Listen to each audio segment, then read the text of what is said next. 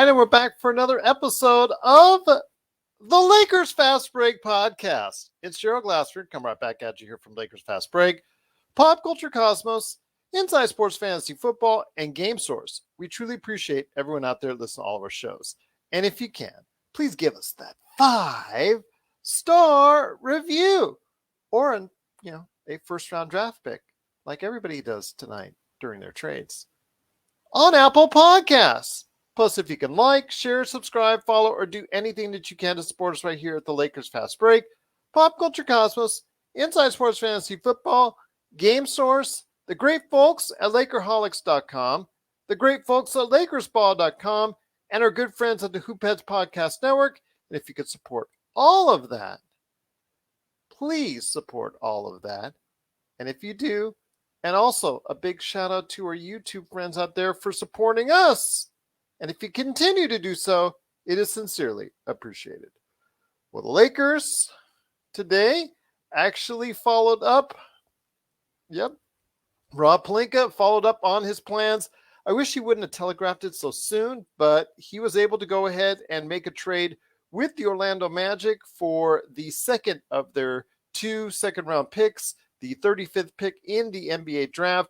They went ahead and traded for a second-rounder, a future second-rounder, and cash considerations.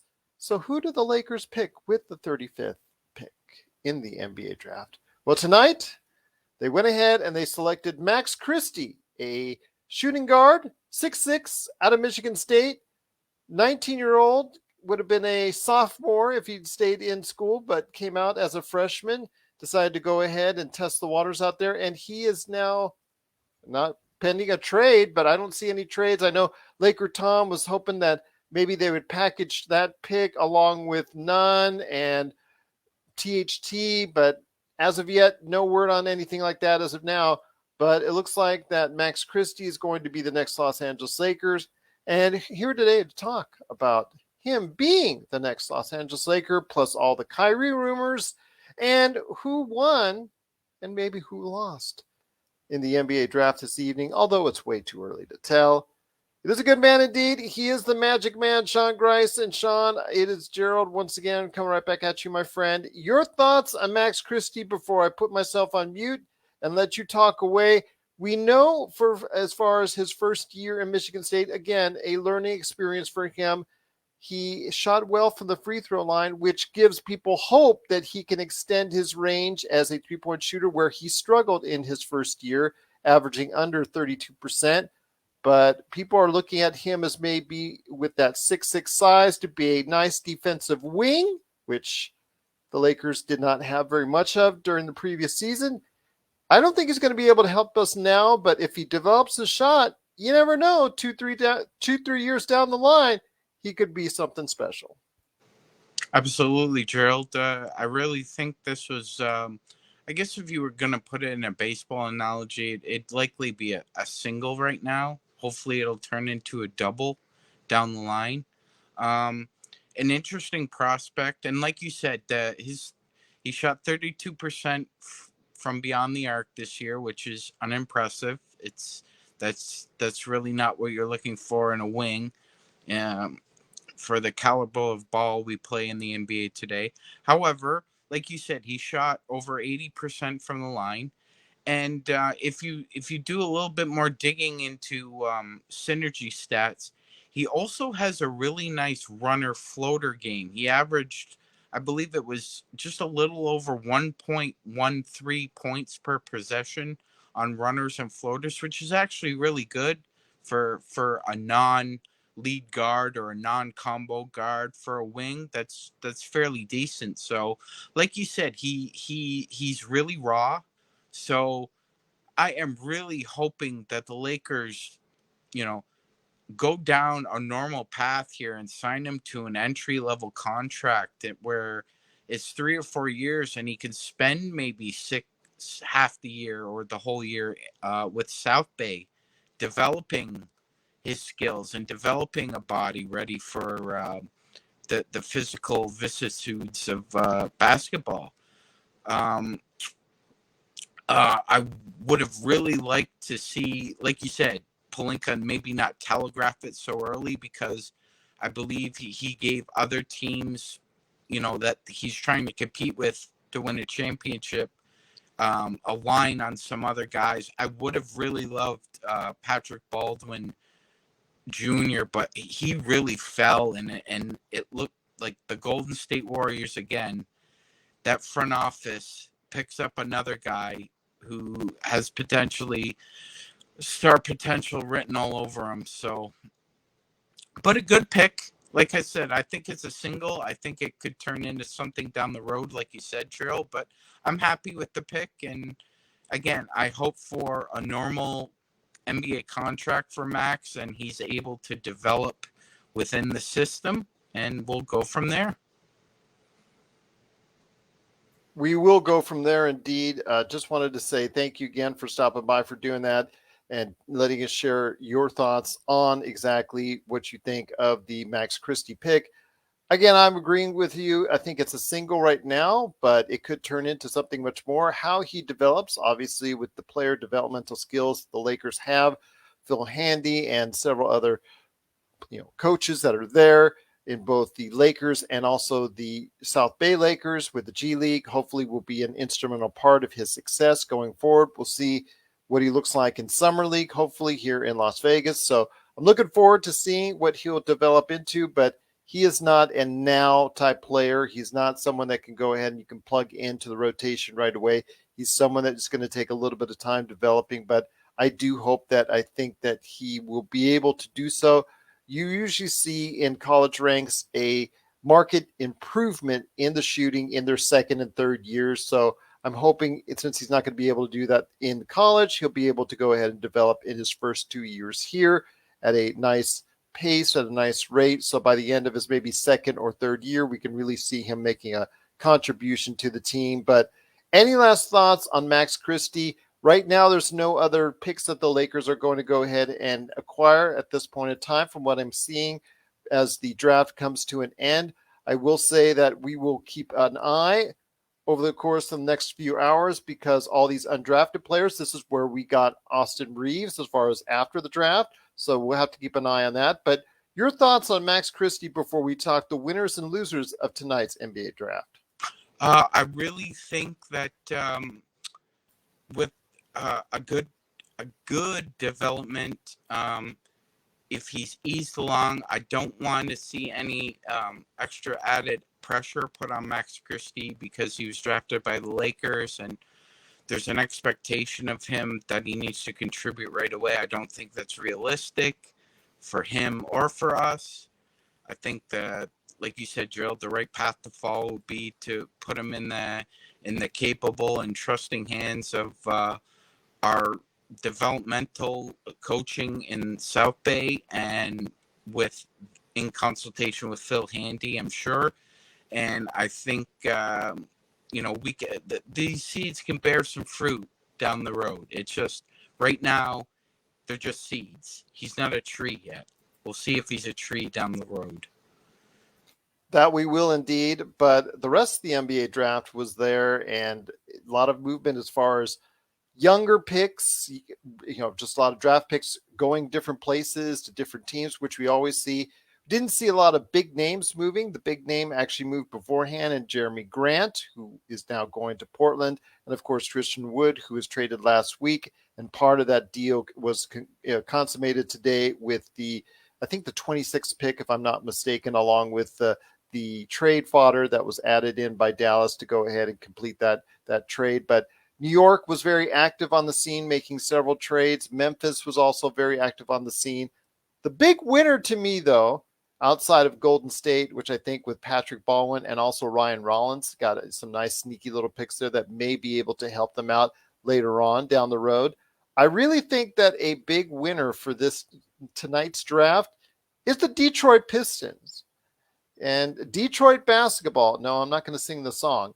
Detroit basketball actually played out very well tonight, because they not only got their hands on the most athletic individual in the draft in Jaden Ivey, but a guy who is also one of the most athletic players in the draft in big man Jalen Duren, that they got traded to him by New York in one of the most confusing trades at the time, a three-way trade that Shams and Adrian Wojnarowski could not get right because one had one half of it, the other had the other half of it. So it was very confusing for a second. It was like, what's going on? You had to read between the tea leaves about half an hour later to get it all straight and worked out. But the war and the battle is always interesting between those two each and every time every pick came up to see who could go ahead and put that tweet out first. But your thoughts on tonight's winners for tonight's NBA draft? I have a loser in mind, but I really want to go ahead and hear your thoughts first on who you thought won tonight's NBA draft. Yeah, Gerald. I mean, to me, the big winner was Detroit. They hit on all their needs, and they, like you said, I didn't think they would end up with Jalen Duren at all. I didn't. There wasn't any movement of him going there. There was talk that he may fall out of the lottery, but I mean, it's not like Detroit was looking to pick up another lottery pick, but it just so happens it falls right into their lap, basically. Troy Weaver really hit a grand slam here. He now the question remains, what happened in that interview room with Ivy and the Kings? What happened, right? Because if you're going to tell me that you think Keegan Murray is on the same level as Ivy right now, okay. I could listen to that argument maybe, but down the road, I think this was a huge mistake by the Sacramento Kings. I'll say this in two things, but yeah, I agree with you on the Sacramento Kings part. The thing, though, is they've got the edict by Vivek, their owner, their governor, to go ahead and win now. Keegan Murray is a 4-year player that's a win now player. He's not going to go ahead and be able to develop long term with a potential like a Jaden Ivey is. Plus, they already had that experiment already that they traded out of with Tyrese Halliburton, with the two really good guard setup that both play the same position. So it's apparent not only once but twice they prioritized De'Aaron Fox over what we see with Jaden Ivey. Although I agree, I would have picked Jaden Ivey regardless. But you know what? That's neither here nor there. They did what they did. Sacramento Kings. Will this be the same kind of mistake that they made with Luka Doncic? We'll see what happens there. I think a lot of people are going to start to murmur about that. But if Keegan Murray helps them get into the playoffs this season and ends a 16-year streak, I think that's all they care about right now in Sacramento. Okay, fair enough. I think another big winner was, oh my goodness, the Memphis Grizzlies. I mean, the good times keep on rolling with them. I don't think they're going to bring Steven Adams back. I'm not sure about that, but you end up getting Walker Kessler. I mean, I couldn't think of a more perfect fit for Ja Morant and Jaren Jackson Jr. than Mr. Walker Kessler, who's a ball of energy. And to me, I'm going a little old school here, but to me, he's not as thick as Anthony Mason, but that's who he kind of reminds me of at an NBA level. He's really got a nice passing game to him. He can facilitate really nicely around the elbow and a little bit in the post. They also got Ty Washington. Like, that guy falls right into their lap. And what do? They turn around. They trade. They have to trade either DeAnthony Melton or Tyus Jones because that's a crowded backcourt there. And who did they end up trading? DeAnthony Melton to Philadelphia. Right, and they end up getting, I believe, David Roddy and Danny Green, which is another great trade. Well, that is basically for Danny Green, since he's out with the ACL injury. That's just for the cash. Yeah, basically, right. But I mean, still a savvy move there, really savvy. You get younger, and I mean, Walker Kessler has all-star potential. I mean, he really does. I think he can make an all-star game or two in his career with a little bit of development. So to me, those are the two winners. I'd be willing to put the Spurs in there just based on their draft. I really like the players they got. And if I they think are, they missed, though, that getting a big man is what I think they really yeah, you needed. know something, Gerald, I really think the moves they made really tells me that Murray is probably out of there. I'm not sure where he would go, but like you said, the lack of a big man in the draft probably suggests that that's who they're targeting in a trade with Murray. Um, as far as the losers go, to me there are two clear-cut losers tonight. One is the Knicks. Um, it just seems that whoever runs that organization, it doesn't matter who it is, they keep making the same mistakes over and over again. It looks as though they're going to offer Jalen Brunson a ridiculous contract in the offseason. Well, let me say this. I am not thinking that they're a loser simply because of the fact that they got rid of Kemba's salary and they received multiple first round draft picks, which they have retained after all the activity. They have not retained all of them. I think they got rid of one of the three that they were given by Oklahoma City, but which still has like 10,000 in the books for the next few years. But they got multiple first round draft picks going forward, and all they need to do is hit on one of them, and it's an even show. And they got rid of Kemba Walker's draft contract at the same time. Fair enough. I mean, I think Usmani was a good pick. I'm not going to argue with the pick. He can play, but him, Obi Toppin, R.J. Barrett. Well, Dieng was traded to Oklahoma City Oh, in that really? trade. Was he? Okay. Yes. So yes. Okay. Yeah. So So who that they get in because it was return? well, it was for 3 first round draft picks, Oh, 3 okay. future So first they round draft didn't. picks. And the Knicks traded one of those future first round draft picks in the Okay, trade so for to get rid of Kemba Walker that I think brought Jalen Duren to the Pistons. It was that confusing 3-way trade that got yeah, Adrian and Wojnarowski and Shams all confused on Twitter. so Charlotte was involved in that one too. And Yes, Charlotte. Yes, to yes, me, Charlotte. they're also losers tonight because to me that was an ideal big man to put with LaMelo Ball. I Well, mean, I don't think Mark Williams is a slouch either. At 7'2", he can rim run. He can go ahead and be as athletic. I think that he may not have the offensive upside of Jalen Duren, but I think defensively he'll give you more than enough at 7'2" athleticism right there so for you. Gerald, are you a little uncomfortable with playing him in the playoffs though? In a really Well, big situation, I think that's. I don't think. I think there's a ceiling for Mark Williams. I agree with you. Everything you said is there's a correct, ceiling for most of these 7-footers. but Actually, I 95% of them. but I think defensively he's going to have trouble, especially with ball screens. I mean, Wouldn't he's Jalen Duren Jalen Duren, they're still out. He may still have enough athleticism to be able to go ahead and guard on the perimeter, but yeah it's going to be a tough call for any of these big men to go yeah. ahead and do But that. I just think Duren Mark Williams is a good pickup. I just think with the kind of ball they play, um, they didn't really need a big man who can shoot. They have enough shooting there. I think what you were saying is correct. They need a rim runner, rebounder, and either a rim deterrent or a rim protector.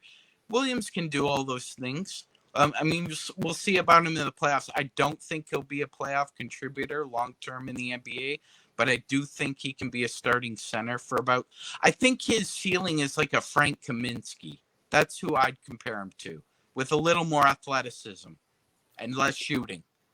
One of the things I do want to ask you is with the Orlando Magic, who picked Paulo Banchero at number 1, could they have traded down?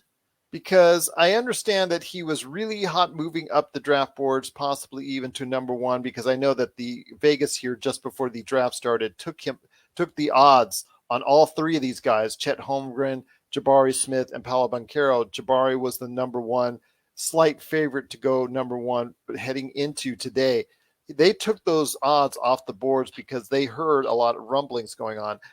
Do you think that they could have coaxed Houston out of maybe something additionally and maybe still be able to trade down to number 3 and pick up Paulo anyways? It's a tough call right there. I think it's possible. I'm just wondering if perhaps Houston was anticipating Orlando and John Hammond probably doing something like that and just decided that they were fine where they were. Because to me it was weird, right? Because I was listening to CBS Eye on Basketball with GP Gary Parrish and Matt Norlander. And Norlander said the same thing you did, Gerald. He was absolutely shocked at the odds for what happened to Banchero. He was at something at like plus 1,400, and then he went to minus 145 in a matter of, what, 8 to 10 hours? Yeah, it just seemed like somebody heard something and he moved dramatically up. But I really think that Houston was really eyeing Paulo Banchero at number 3, and they were expecting him to fall right there for you. And I just don't think there's a huge leap between what we see with Jabari Smith, I agree. Chet Holmgren, and Paulo Banchero. I think you really could have done yourself favors by going ahead to Houston, saying, you know what, we're thinking about Paulo Banchero hard. You want to make a deal? You want to give us something else special? Let's go for it. Let's talk. But, it's still Paulo Banchero is going to be a good player in this league. I have no doubts about that. I think the other real standout loser, although I don't think there's really too many that really made a horrible mistake. I know that Sacramento, again, I think Jaden Ivey is going to be something really good. I think that maybe Sacramento is thinking too much in the now and not too much in the future. I think that might come back to bite them. I think also as well Minnesota made a reach with Jake LaRavia, who we were projecting out maybe at the back end of the first round, right in the mid-20s. I think he would have fallen to them there, and they didn't have to go ahead and try and trade up in order to get him. I think outside of that, pretty much everyone fell where they were expected. Isaiah Mobley, I think I'm going to pat myself on the back, who I said on the air I thought could be, which I will right now, a late second rounder, and nobody, Rafael Barlow and Stone Hansen, and also I think Mikey V way back when. I don't think they all thought that he was going to go be a part of the draft. In fact, he was not on many draft boards. He got picked up by the team that his brother plays for, Cleveland. So a little bit bad for me. I'm hoping he will be a good rotational player in the league, like I think he will be. But we'll see what happens there, my friend. But before we head on out, and thank you so much for watching, listening. It's the Lakers Fast Break. Again, the Lakers select Max Christie, 6'6" guard out of Michigan State. A lot of work to do there. Comes in as just only got to play as a freshman. Got to be able to develop his outside shot. Hopefully, he can also get his body a little bit stronger so he can be able to play defense at a level that the Lakers need down the road. I don't think this is something that's going to happen right away for the team. But before we head on out, you heard the constant rumors today about one Kyrie Irving, about the contract impasse, about the saga that never seemingly goes away. And now he's actually given the Nets a list of teams if there's a sign and trade involved, if he picks up the last year of his contract and there's a sign and trade involved, into teams he's interested in going to. He actually extended his list beyond the Clippers, Knicks, and Lakers to add, I think, Miami, Philadelphia. I think maybe one more was thrown in there. But again, the Lakers, the talk of the town, because people say that with that Russell Westbrook contract, they can go ahead and make some type of space, because right now all they could get him on is a taxpayer's mid-level. If he decides to say no to his $37 million final year on his contract and just go ahead and say, you know what, we're going to go ahead and sign at mid-level with the Lakers. So your thoughts on this? I argued with, I didn't even argue per se, but I kind of talked with Jamie Sweet, and it's got a lot of feedback on YouTube in regards to this. I would, in a close horse race, I would probably say that I would probably take 50 games of Kyrie, which is around his average for his career, 50 games, over 80 games of Russell Westbrook. So your thoughts on that, because again, these are great players as far as, especially when it concerns the talent with Kyrie Irving. We don't know what kind of commitment he has, but your thoughts on this before we head on out. I agree with you. I think 50 to 57 games of him is better than the alternative, whatever we're going to get. But I think this is all much ado about nothing, because in the end, I don't think he's going to bail out on KD. Like if he does bail out on him and hangs him out to dry, because remember, Gerald, and you said it when it first went down. Kyrie had to ask KD to come to Brooklyn. It wasn't the other way around. Kevin Durant followed Kyrie to Brooklyn. So if now all of a sudden Kyrie decides he's going to go somewhere else and leave Kevin Durant there, that's a new kind of villainy for the NBA, because and if he does come to the Lakers, which I doubt, but again, for that MLE, if you're getting him for 50 to 57 games with LeBron and AD, I'll take that. I will. I I don't mean, understand. he's my least favorite player. Yeah, And yet I'm saying that's how bad that right. an Yeah, option no, Russell Westbrook it's is right like now. I don't think Laker Tom and Joe and a lot of other Laker fans just want to put past, his personality and his leverage and his demands and his essence, and forget all that. He's box office when the ball is tipped up, and When he's that's the right, only thing that matters. he's a 50, 40, 90 player. I mean, and that's something that he has achieved on more than one occasion. Right. And His how talent, many yeah, 50, 40, 90 guys are being linked to the Lakers right now? Only one, guys. yeah, only one. And then again, you're going to get all the stuff if you do get him, and I'm going to have to deal with it because again, the alternative we have right now is Russell Westbrook, and unfortunately for many Lakers fans, that's not going to be enough. So No. I will say this, that again, we will keep monitoring it as best we can. We'll be back on Sunday night, just to let everybody know, to go ahead and talk more about this. Johnny Blade, we all knew who that is as far as behind the scenes here at the Lakers Fast Break. Do they have enough depth to win it all if they have 35 million per year players? That's the real concern.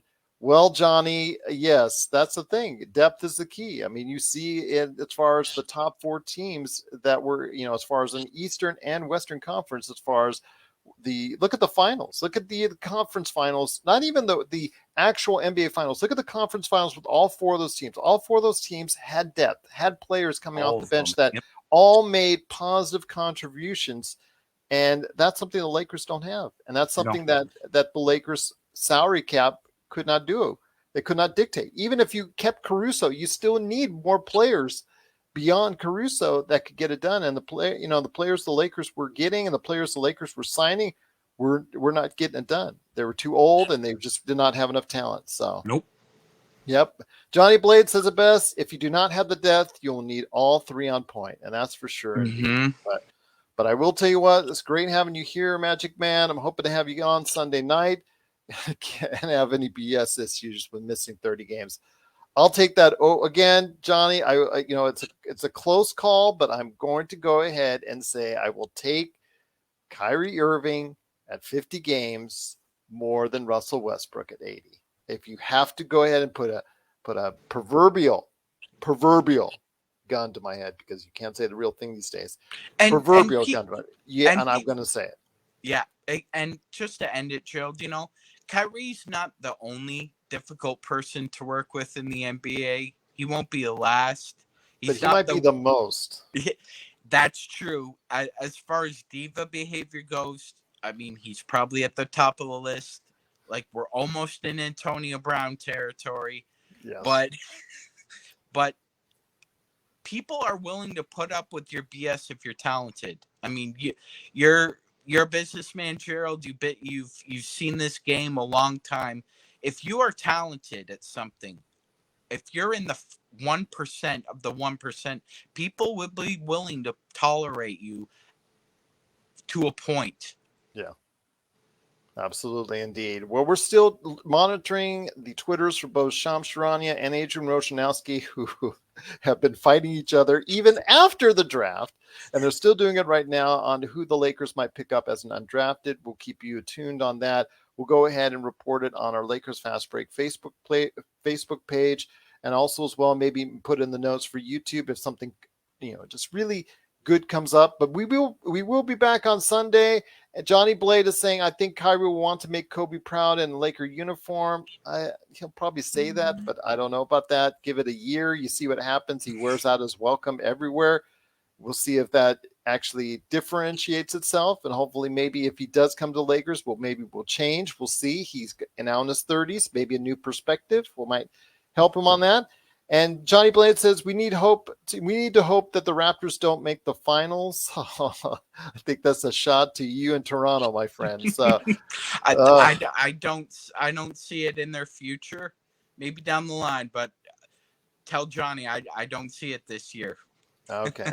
Well, that's not even anywhere near as bad as having Kendrick Perkins doing your NBA draft coverage. But otherwise, I will say that we do appreciate everyone out there going ahead and checking us out here at the Lakers Fast Break. If you have questions for us, at Lakers Fast Break on Twitter or Lakers Fast Break on Facebook, LakersFastBreak@yahoo.com, or hit us up on the Facebook page or YouTube page. Go ahead and subscribe today wherever you get your podcasts as well. We truly appreciate it. We're just truly thankful for everybody going ahead and watching tonight. The Lakers once again picked Max Christie.